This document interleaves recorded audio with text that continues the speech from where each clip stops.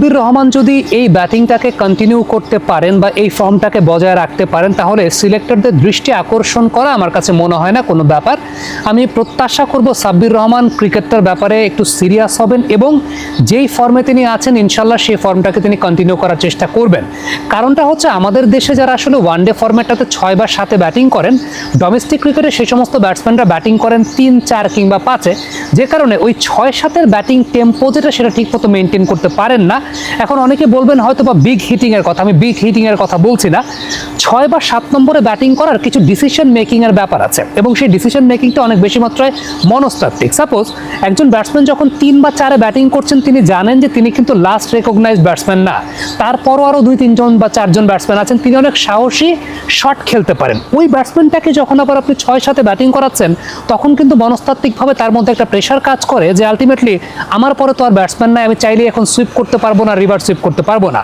তবে যে সমস্ত ব্যাটসম্যানরা রেগুলারলি 6-7-এ ব্যাটিং করেন, তারা ওই টেম্পোটা জানেন, তারা জানেন যে ঠিক আছে আমার পরে ব্যাটসম্যান না থাকলেও তাদের মাসেল মেমোরিতে এটা বিল্ড আপ করা থাকে যে কোন সময় সুইপ শট খেলতে হবে, কোন সময় রিভার্স সুইপ করতে হবে, কখন স্কুপ করতে হবে, বা তারা ওই ডিসিশন মেকিংটা অনেক তাড়াতাড়ি নিতে পারেন। যেটা সত্যি কথা বলতে যে সমস্ত ব্যাটসম্যানরা বেসিকলি 4-5-এ ব্যাটিং করেন ডোমেস্টিক ক্রিকেটে, তারা হঠাৎ করে গিয়ে ইন্টারন্যাশনাল লেভেলে 6-7-এ ওই ব্যাটিংটা করতে পারেন না।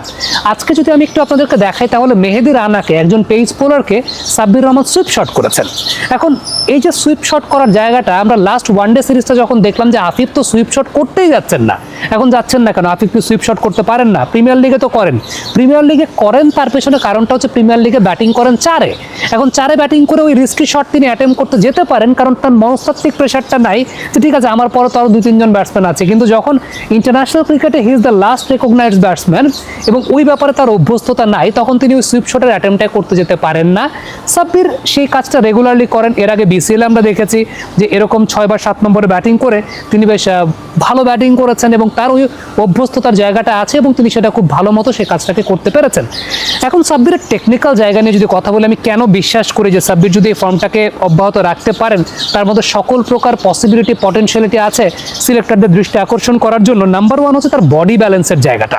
প্রত্যেকটা শট যখন সাব্বির করছেন, আপনি খেয়াল করে দেখবেন তার বডি ব্যালেন্সটা সবসময় স্টেবল। এবং আপনি যদি বাংলাদেশ ক্রিকেটের পার্সপেক্টিভে চিন্তা করে থাকেন, তাহলে বাংলাদেশ ক্রিকেটের শট খেলার সময় এত স্টেবল বডি ব্যালেন্স আমি আসলে অন্য কোনো ব্যাটসম্যানকে দেখি না। দেখেন, একটা কথা আমরা প্রায় বলি, অফের বল লেগে টেনে খেলতে গিয়ে আমাদের ব্যাটসম্যানরা আউট হন। হ্যাঁ, অফের বল লেগে খেলতে যাওয়াটা বা এটা একটা রিস্কি অ্যাটেম্প, কিন্তু সেটা এক্সিকিউশন যদি আপনি করতে পারেন, আপনার চাইতে স্কিলফুল ব্যাটার তো কেউ নাই।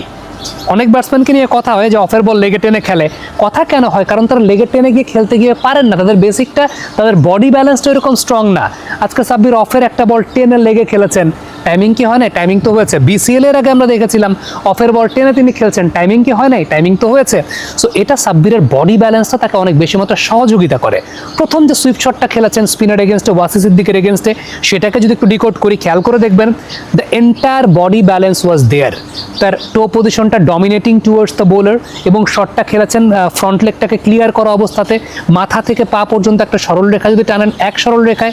আফটার দ্যাট যে বলটা তিনি পরবর্তী সময় আলাউদ্দিন বাবুকে খেলেছেন, সেটাকেও লক্ষ্য করে দেখেন বডি ব্যালেন্সটা প্রত্যেকটা ক্ষেত্রে পুল শটের মাধ্যমে যেটা তিনি করেছেন ফ্রন্ট ফুটের উপর বেস করে করেছেন, কিন্তু আপনি ব্যাক ফুটের ওয়েট যে জায়গাটা, ব্যাক ফুটে যখন তিনি ওয়েটটাকে পরবর্তী সময়ে নিয়েছেন, আপনি খেয়াল করে দেখবেন যে কত সুন্দর একটা স্টেবল বেস তিনি বজায় রেখেছেন।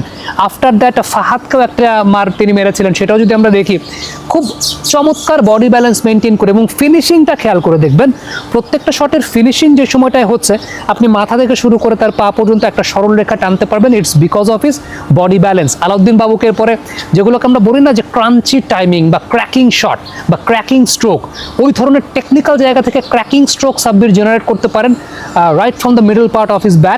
এটার অন্যতম বড় কারণটা তার বডি ব্যালেন্স ইজ প্রপার। আবারও বলি, 6-7 নম্বরের ব্যাটসম্যানের 2 ধরনের রোল থাকে, একটা থাকে ড্যামেজ রিপেয়ার, আরেকটা থাকে এক্সেলারেশন। এখন ড্যামেজ রিপেয়ারটা কোন দিন করতে হয়? আনফর্চুনেটলি আমাদের বাংলাদেশে যেহেতু ম্যাক্সিমাম দিনই টপ অর্ডার এবং মিডল অর্ডার তারা ফ্লপ করে থাকেন, তখন ড্যামেজ রিপেয়ারের কাজটা করতে হয়। Then you need the solid techniques, you need to rotate your strikes. এবং সবচেয়ে উল্লেখযোগ্য ব্যাপার হচ্ছে যে আপনাকে কখনো কখনো হরাইজন্টাল ব্যাটে কিছু শটস খেলতে হয় এবং সেই হরাইজন্টাল ব্যাটের শটসগুলো আসলে square off the wicket, sweep, reverse sweep, backward point দিয়ে খেলা, এগুলো আমাদের ব্যাটসম্যানরা ম্যাক্সিমাম ক্ষেত্রে আসলে করতে সাহস পান না। এই শটগুলো করার একটা সাহস প্রয়োজন হয়, যেটা সাম্প্রতিক সময় আফিফ বা মাহিদুল অঙ্কন এদেরকে যখন 6-7 চিন্তা করা হয়, তারা তো অভ্যস্ত না যে ওই টাইমে সুইপ শট তারা করবেন, কারণ তাদের টেনশনের জায়গাটা আছে। সাব্বিরের স্কোয়ার অফ দ্য উইকেট এই জায়গাটা খেলাটা খুব ভালো। আমি ড্যামেজ রিপেয়ারের কথা বলছি, কারণ ড্যামেজ রিপেয়ার করার ক্ষেত্রেও কিন্তু আপনার অ্যাটাকিং ক্রিকেটটা খেলতে হয়, কারণ আপনি যখন অনেক বেশি মাত্রায় বকডাউন হয়ে ডিফেন্সিভ ক্রিকেটটা খেলবেন, তখন ড্যামেজ রিপেয়ার হওয়ার চাইতে অপোনেন্ট আপনাকে পেয়ে বসে। এর চাইতে আপনি যদি সত্যি কথা বলতে বেশ কিছু শটস খেলতে পারেন স্কোয়ার অফ দ্য উইকেট, তখন এটাকে আপনাকে অনেক বেশি মাত্রায় প্রেশারটাকে রিলিজ করায়। সো এইটা যেমন সাব্বিরের আছে। দ্বিতীয়ত, যেদিন বেশ ভালো একটা ফাউন্ডেশন তৈরি হয়ে গেছে, ওই দিনটাকে রানটাকে এক্সেলারেট করা। রানটা হয়তো বা ওইরকম একজন ব্যাটসম্যান না থাকলে পরে 265-70 হতো, ওইরকম একজন ব্যাটসম্যান যদি ওই দিন ক্লিক করে যান, সেটা হয়তো বা 300-র কাছাকাছি কোনো একটা টোটাল হবে।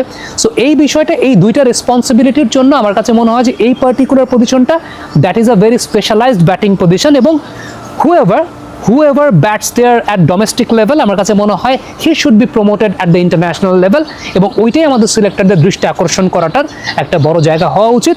বাট অ্যাপার্ট ফ্রম দ্যাট, আমার কাছে মনে হয় যে first of all Sabbir Rahman he has to be very much serious about his cricket, এবং এই যে ফর্মটা যেটা তিনি আজকের এই ম্যাচে দেখিয়েছেন, এর আগে আমরা বিসিএলে দেখেছিলাম, Sabbir Rahman he should believe that yes, I have the capability to come back and I want to come back to the national side. এটা তার বিলিভ করাটা আগে সবচেয়ে বেশি জরুরি বলে আমার কাছে মনে হয়।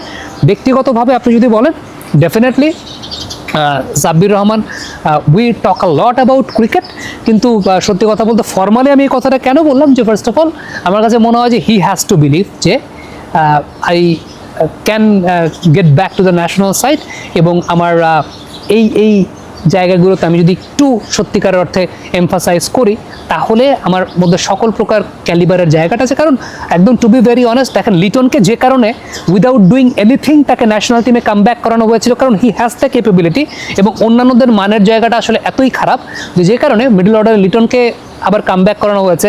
ঠিক সিমিলার জায়গা থেকেই সাব্বির যদি একটু কনভিন্স করতে পারেন টু দ্য সিলেক্টর যে okay, I am serious about my cricket, এবং এই ফর্মটাকে কন্টিনিউ রাখা মানেই তো সিলেক্টররা বুঝবেন যে না, he is working hard and he is really believing on his talent, এবং এই জায়গাটাই আমার কাছে মনে হয় যে সবচেয়ে ইম্পর্টেন্ট ব্যাপার for Sabbir Rahman to come back in to the ODI side. Comment বক্সে আপনাদের মন্তব্য, মতামত জানতে চাই, লিখে পাঠাবেন।